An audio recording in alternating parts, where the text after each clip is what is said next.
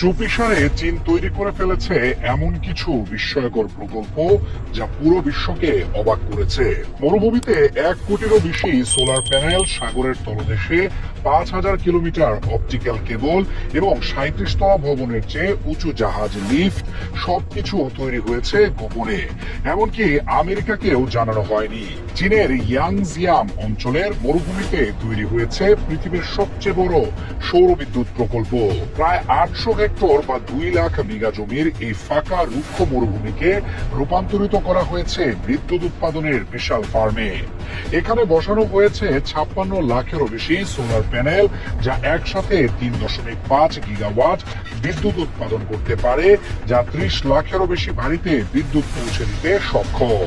এই প্রকল্পে খরচ হয়েছে $2.13 বিলিয়ন। শুধু মরুভূমি নয়, চীন পানির উপরেও হাজার হাজার সোলার প্যানেল বসিয়েছে। এই ফ্লোটিং সোলার পাওয়ার প্ল্যান্ট প্রায় 5,500 মেগা এলাকা জুড়ে বিস্তৃত এবং 320 মেগাওয়াট বিদ্যুৎ উৎপাদন করতে পারে, যা দিয়ে বাংলাদেশের একটি পুরো শহর চালানো সম্ভব।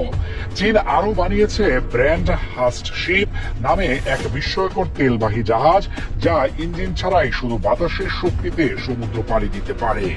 200 মিটার দৈর্ঘ্যের এই জাহাজে রয়েছে 10 তলা ভবনের সমান উঁচু বিশাল পাল, যা বাতাসকে কাজে লাগিয়ে জাহাজকে এগিয়ে নিয়ে যায়। থ্রি গর্জেস ড্যামের জন্য চীন তৈরি করেছে পৃথিবীর সবচেয়ে বড় শিপ লিফট।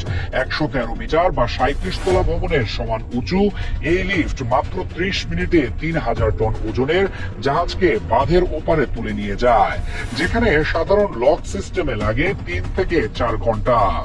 সমুদ্রের মাঝখানে চীন বসাচ্ছে ভাসমান উইন্ড টারবাইন। 260 মিটার বা 80 তলা ভবনের সমান উঁচু এই টারবাইনগুলো প্রতিদিন গড়ে 170 মেগাওয়াট বিদ্যুৎ উৎপন্ন করে। পরিকল্পনা রয়েছে আগামী কয়েক বছরে 3000 মেগাওয়াট ক্ষমতার ভাসমান উইন্ড ফার্ম গড়ে তোলার। সবচেয়ে গোপন প্রকল্প হলো সমুদ্রের গভীরে 5,000 কিলোমিটার লম্বা ফাইবার অপটিক্যাল কেবল। এই কেবলের স্পিড এমন যে প্রতি সেকেন্ডে প্রায় 480 টেরাবাইট ডেটা আদান প্রদান করা যাবে, মানে 1 সেকেন্ডে প্রায় 1000 সিনেমা ডাউনলোড। চীনের এইসব মেগা প্রকল্প প্রমাণ করে তারা প্রযুক্তিতে কতটা এগিয়ে এবং ভবিষ্যতের জন্য কতটা প্রস্তুত। বিশ্ব এখন চীনের এই নীরব বিপ্লবের সাক্ষী।